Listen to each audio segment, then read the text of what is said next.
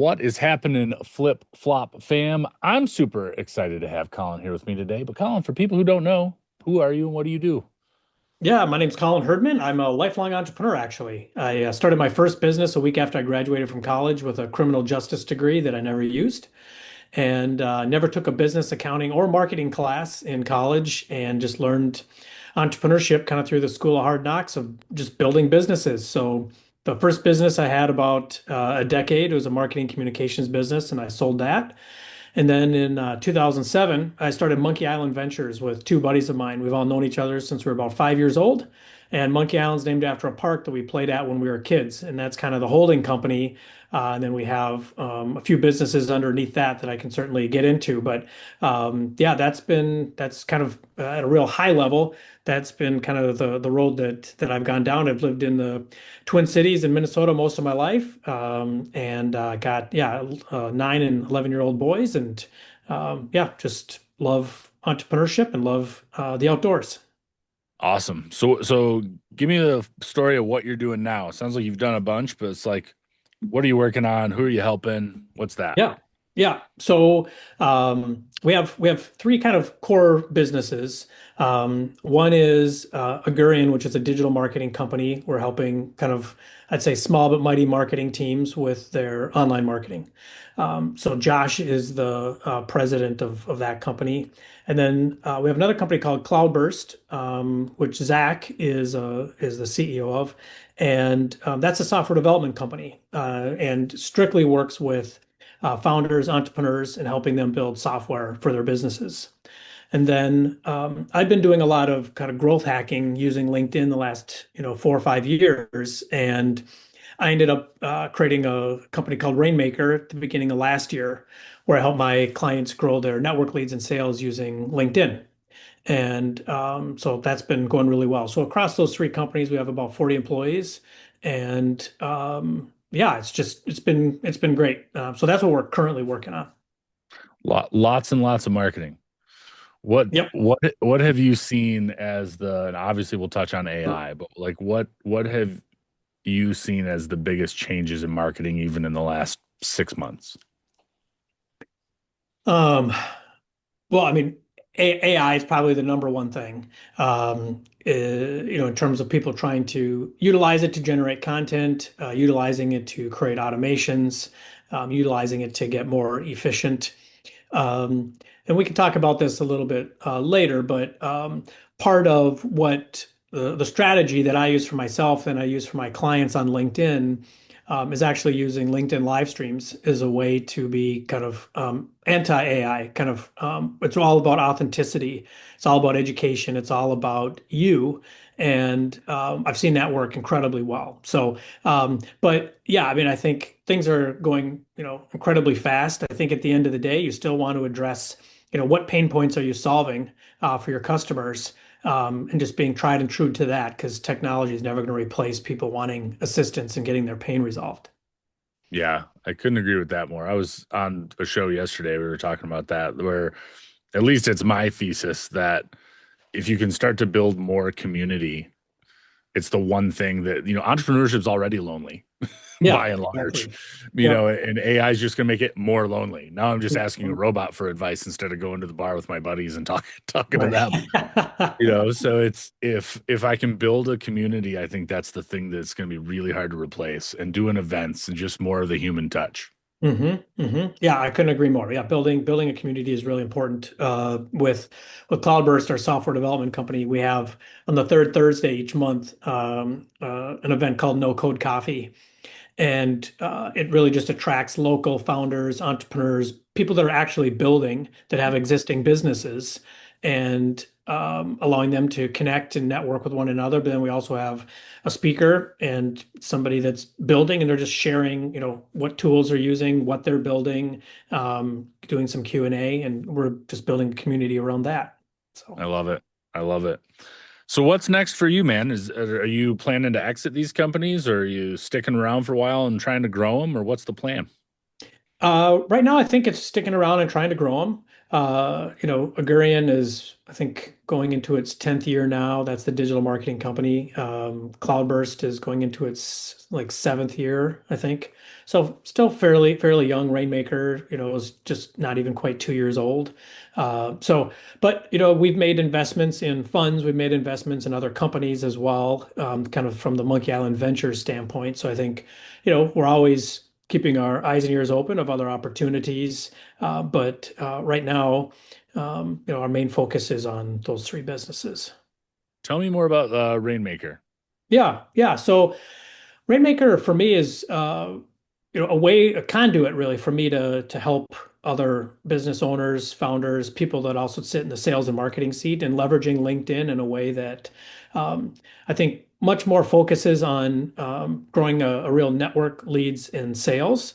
And it really shies away from kind of the chaos of the organic feed on LinkedIn, which so many people are just thinking about, posts and comments and likes, and they're just trying to create all this content, and what's working and what isn't, and that chaos I think really kind of saps your energy, can be draining. I think there's a lot of kind of negativity that can get associated with spending so much of your time doing that. And I'm not saying you shouldn't still post, or that you shouldn't still comment, that you shouldn't still, connect with people through the posts. You should do that. But the way that I think about LinkedIn is kind of in these three levels. The first level is really around philosophy, and it's quite simple. There's three parts to it. The first is you got to be authentic and genuine to yourself and the brands that you represent on LinkedIn. That's table stakes. I think most people do a good job of that. LinkedIn's not a toxic place in any way, which is really nice considering all the other social networks out there. So the second thing is mindset. And the number one thing is you have to have an educational mindset on LinkedIn because nobody wants to be sold on LinkedIn. It doesn't work. It won't work. You're just going to alienate people if you try and sell them on LinkedIn. The second part of mindset is an experimentation mindset, which is, you're going to try different features and functions in LinkedIn. You're going to stack the things that are working, table the things that aren't, but you want to continue to experiment and utilize LinkedIn as it releases new features and whatnot. So that's kind of the mindset. And then the last one is, and this is where I put a lot of pressure on myself as a founder. I put the same pressure on other founders or anyone else that sits in that sales and marketing seat, which is it's really incumbent on us to understand the pains and barriers that our prospects are trying to overcome, right? We need to understand that. We need to figure out what that is. But once you do, you really have an opportunity then to figure out what is it my audience wants to be educated on. And most importantly, what is it that they can learn from me? What can I teach? And I think that's where the real opportunity is on LinkedIn. So that's my philosophy, kind of the top level is just being authentic and genuine, having that education experimentation mindset, and then finally knowing what your audience can learn from you, what can you teach? Okay, so that's the philosophy. um, I'll pause there to see if you have any other questions on that, or else I'm going to get to the second layer. No, give me the second layer. I think you're Next. you're on, Yeah. you're on a roll. All right. So the second layer is really around identifying who you want to build relationship with, right? Identifying the audience that you want to connect with. I'm typically using Sales Navigator to build out audiences for myself or for clients. If clients have their own Sales Navigator, we'll use that. But it's really honing in on who is it that you want to connect with? Who do you want to build relationship with? And it's really your ICPs, right? Your ideal client profiles. That's who you really want to hone in on and think about, like, what size company, what geography, what industry, what titles, et cetera, and start focusing in on those audiences that you want to build connection with, build relationship with. So that's kind of that middle area. And then the bottom one is then activating that audience. And so the process, and anybody can use this exact same process of what I'll be going through. But the number one thing that I'm doing for myself and for clients is we're reaching out to around 100 people a week to build out new first connections. We're typically not using a connection message. And then if somebody doesn't connect back within 30 days, we'll withdraw the connection invite. And then that creates pools of people that we could reach back out to at a later date.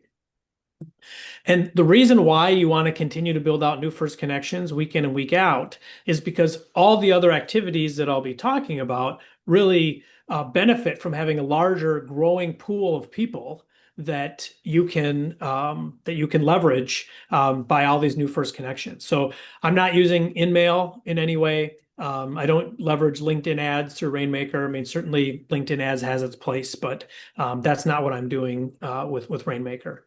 So you're So just literally pressing the connect button. yep.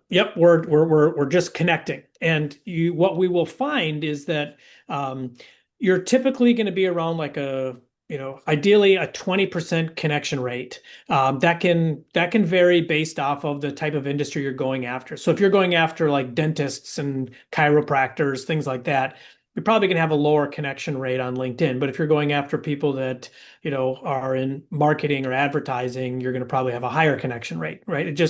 But I have not found an industry that we're not able to create first connections with. So it's just kind of at the rate at which you're able to do it. But that's kind of that engine that's running week in and week out is building out more first connections. So then there's a variety of campaign types that we run, but I'll just touch on the three main ones that we run. The first one is messaging campaigns. So there's two messaging campaign types. The first is a drip message campaign where after someone connects, like a day later, we'll send, thanks for connecting message. We're not selling anything. We're not even trying to help, just an authentic, thanks for connecting message. And then messages 2 and 3 will really be leaning into what I talked about in the philosophy of, what is it that our audience wants to be educated on? Where can we be of help? It's almost that go-giver mindset. I don't know if you've read The Go-Giver or not, but Hmm. it's really about doing marketing and sales in a way that you're not expecting anything in return. You're just doing it because you genuinely want to help and know that, things will come back to you, just by approaching it in that kind of a mindset. So that drip message campaign is one type of campaign we'll run. Then we'll also run kind of discrete direct message campaigns to specific like verticals, where you may want to hit a specific vertical because you've built out an asset just for that vertical and you want to message them about it, something like that. So, but that's really messaging where we're using direct messages in a very thoughtful and smart way that we're not burning any bridges. We're hopefully building relationship. The second kind of campaign that we like to run are also LinkedIn polls, where you have a thoughtful poll, and then we're going to use direct messages to invite a specific audience to participate in it. And at the end of the poll, then you can break the poll results down and actually create some content around the results of the poll. But then you'll also be able to see who all the poll recipients are and how they responded, and be able to understand how that could play a role in how you may approach those people in terms of conversation and lead gen and whatnot. And then the final one, which are LinkedIn live streams, is the one that I personally use the most and that I like the best, and I think there's the biggest opportunity with. And I will talk through that. The thing about LinkedIn live streams, number one, LinkedIn is leaning pretty heavily into live streams. So some of the things that I'll talk about, LinkedIn's going to do a lot of heavy lifting for you and your brand when you do live streams on LinkedIn. The other thing is they just released kind of a dashboard about 2, 3 weeks ago, in helping you kind of navigate your live stream, which has been a new kind of form factor on LinkedIn. So I can see that they're putting in resources at the corporate level into live streams. But the way that you want to approach live streams, number one, you want to hone in on the audience that the live stream is intended for. Okay. The second thing is you want to identify a topic that your audience will care about, and you want to identify a topic, almost like a college level 101 type of a course level topic, right? A topic that you could do and present on over and over again. Um, and it's as relevant now as hopefully it will be 12 months from now. Okay, so I'll give you an example. So for Rainmaker, I'm doing 2 live streams. One is learn how to grow your network leads and sales using LinkedIn, and the other is learn how to do LinkedIn live streams. Okay, so those are the two. I've been doing both for over a year and a half now. I'm doing one or the other generally each week. I identified 5 verticals about a year and a half ago. So founders, fractionals, sales executives, business coaches, and EOS implementers. Those were kind of the 5 verticals that I identified that I built first connections with. And what I'll do is I'll identify one of those verticals for like next week, and I'll kind of prep my LinkedIn live stream, and I will then invite that audience to the live stream. And I might say, on the event, for founders or for sales executives or for EOS implementers, but 99% of the content is still the same, right? It's still learn how to grow your network leads and sales on LinkedIn or learn how to do LinkedIn live streams. The benefit of doing it this way is that you don't have to keep creating new content all the time, right? You have a piece of content that people are interested in. And I just looked and I think about 60 people signed up for my live stream tomorrow. Okay. The same one And you've been doing. It's like the the same same one I've cadence. been doing, and these people have all been invited to this live stream probably, you know, at least 10 times over the last year and a half. Okay. The thing about so once you've identified the audience you want to target and the event that you want to do, then you build out the event on LinkedIn, and then you have to drive attendance. So you have to use the LinkedIn event invite function. Okay. So with Rainmaker, I'm using my software and backend process to do, more of the automation of it. But you can do all this manually. But the LinkedIn event invite function allows you to send out invites to people to the event.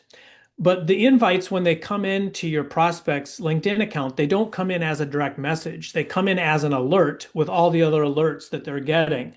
So the benefit of that is you can continue to invite people over and over again without it feeling spammy, without them feeling like you're inundating them. You're not filling up their direct mail, their inbox in any way. Okay, so you're not burning the relationship. You're just inviting them, and they can ignore the invite if they want, or they can click through and learn more about it or attend. Okay, so LinkedIn event invites, that function is part of, I think, the secret sauce in using LinkedIn live streams.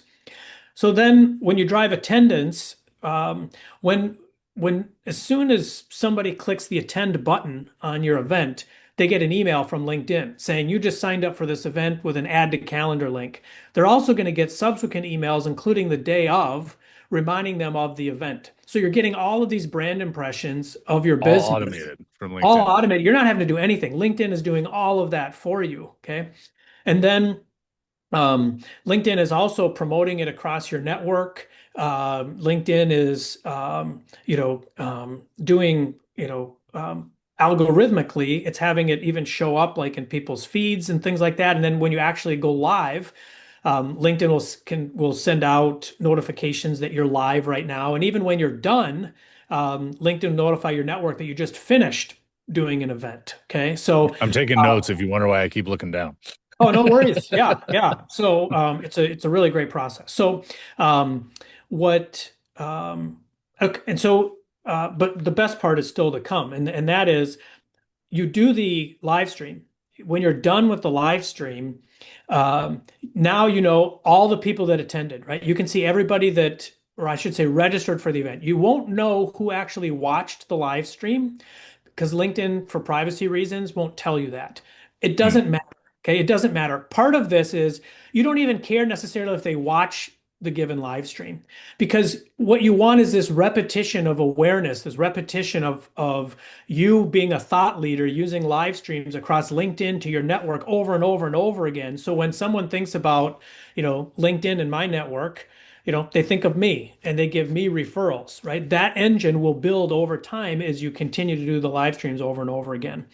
And then, but when a live stream is done, you have the list of all the attendees. Well, what we do is we follow up with a message to all of the people that registered for the event. And I'll say something like, hey, Rodric, thanks again for registering for the LinkedIn live stream I led. Here's a link to the recording, right? And I'll put the recording, the link right there because the live stream gets saved as a recording on the page. And then underneath it, you can have a call to action. And I use a variety of ones, but one of my favorites is if you ever want to chat LinkedIn strategy, feel free to grab some time convenient for you here. And I give my Calendly link. Okay. Yeah. You're able to sit completely in the sales seat in asking someone to book a meeting with you, but you're doing it in a way where it doesn't come across as being salesy or spammy or icky in any way, because what's happened is you have put out an educational live stream. You are allowing people to come and learn from you around something that they are interested in learning about. They've crossed the threshold now when they click attend, where they trust you enough to click attend and they think your content is compelling enough to click attend. And so once that happens and you send out messages like that, it's just a natural next step that people might want to book a meeting with you after they've attended a live stream. So I actually had two calls yesterday of people that had seen my live streams, and then ended up booking calls to chat about how to use LinkedIn. So whether they actually turn into sales, who knows? But like that's part of the funnel, right? So Yeah. This is all great stuff, man. yeah, yeah. And so that's really the beauty of LinkedIn live streams is that you're able to identify a topic that you can do over and over again that establishes you as a thought leader that is anti-AI. It's as you can be. You're dropping educational knowledge. You're building relationship with the people that see your live streams happening, and that what happens over time is you become really thought of top of mind for whatever topics you continually present on to your entire network. And then that's what really builds up your referral engine and then also allows people to reach out to you individually to potentially do business with you. Yeah. Um, What a so strategy. yeah, yep, yep. So that's what I've been using for myself for a year and a half, and I'd say probably 50-60% of my clients now, I got them to do live streams as well. So yeah, it's been great. So Awesome, man. Where can people find you? Obviously you hang out on LinkedIn, but what's the best website? Where can they go learn more about all this stuff? yeah, so rainmakergrows.com is the website. There my if you go to the resources tab, my entire live stream process is broken out on like a one-page PDF of all the different steps that I utilize that anybody could do themselves if they want to. Um, and then yeah, there's a link, a chat link to book a meeting with me if anybody ever wants to do that. And then yeah, on LinkedIn, I'm the only Colin Herdman on the internet, so you can easily find me on LinkedIn or doing a Google search or whatever. But yeah, I'm an entrepreneur, have been my whole life, and like I said, and I have a real desire, and so do Josh and Zach, in helping other entrepreneurs succeed. So, if anybody out there, ever wants to chat, I'm more than happy to give them my time with no expectation that you'll ever do business with me. Just happy to help, and Yeah. that's why I appreciate being on podcasts like this, and why I appreciate you, Roderick, for putting your time and effort into things like this too. So, So all about sending the elevator back down, man. exactly. So buddy, the last guest left you a question. You get to leave the next guest a question. So before I ask you yours, what would you like to ask the next guest? Hmm. Um, I would say, I mean, I'm pretty big on continuing to learn, and I'd say probably to be more specific too. I think for so many of us that are entrepreneurs, it's all about growth. So my question would probably be, what's the number one um, book that you've read that you actually implemented to help you with growth and strategy. Awesome. Ready for yours? Mhm. Have you been able to turn inward? Yeah, for sure. Part of it for me, I think, as stoic or as rough and gruff as some of us can be on the outside, I think part of the human condition is is looking inward, and you know, I think sometimes I can even do it to a fault. And so yeah, I think it's an important thing to do. Looking inward and trying to be true to who you are, and that's something that I think that we can all continue to get better at. I know that there's certain people on YouTube that put out videos that have to do with kind of looking inward and dealing with your brain and how the different manifestations of how that can play out. But yeah, I think looking inward is really important and something that we all should continue to do. Before we go, is there anything I should have asked you that I didn't?